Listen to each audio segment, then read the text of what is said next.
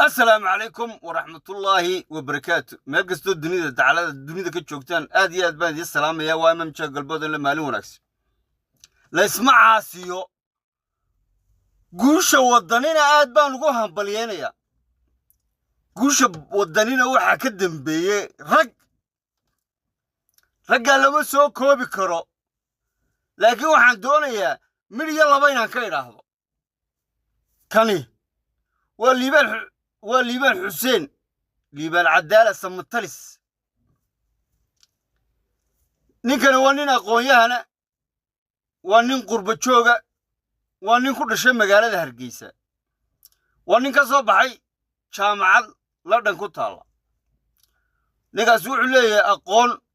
ku filan wuxuu awoodayay inuu shaqo tago 200 oo shaqo ayuu wuxuu ka doorbiday inuu duurka galo uu dadkiisa baraarujiyo uu Soomaaliland isbedel ka dhaliyo markani waa 2017 isagoo magaalada burca ka ololaynaya ninka waxaan leeyahay waa ninka ku suntan waa ninka ku calaamadsan waa ninka ka kowda waa ninka ka kowda guusha aynu gaadhnay ee wadani gaadhay ninkaas kaadiisu soo cabay dhib badan buu soo maray hawl badan buu soo maray laakiin waa geesi dhalay wuu niyad jabin maalina wuu nasan maalina wuu hargelin dhibku wuu soo maray maantuu hayaa laakiin guushii waa nin karan adag waa nin hadaf leh waa nin isbedel doonayay waa nin cadaalad raadinayay waa nin doonaya horumar waddanka la doonayay wallaahi tuu gashaday nin gashaday ma jiro makana waxaan leenahay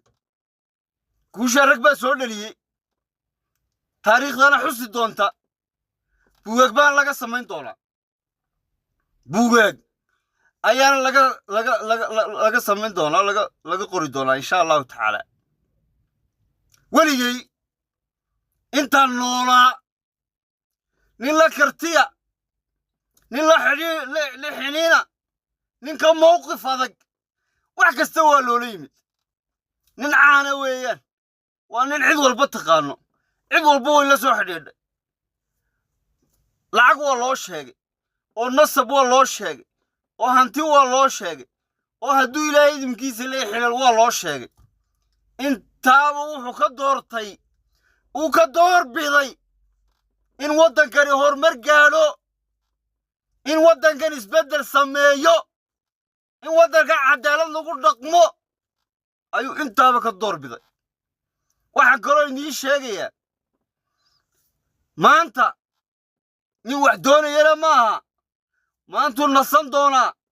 hadafkiisa hadduu ka midho dheliyey maantii nasasha u egtay waxaan leeyahay oon leeyahay ninkaa ummadda mideeyey taalaha loo dhiso ha la xuso taalaha loo dhiso ilaahay baan ku dhaartay reer Soomaaliland haddii caqli leeyihiin ninkaa taale u dhisi doonaan way xusi doonaan isbeddelkaa dhacay guushaa dhacday dadkii la kala ququbay ayuu isku keenay markaa waxaan leeyahay ninka cidna abaal ugama baahne taariikhda abaal u ah dhib buu u soo maray halgariya hawl adag buu soo maray ilaahay unbaa ka jasaaysiin kara isagoo imaka cidna jasaay ugama baahnaa filayaa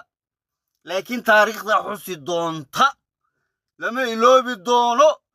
ka awow meel bay ku qornaan doontaa ka awow meel bay ku qornaan doontaa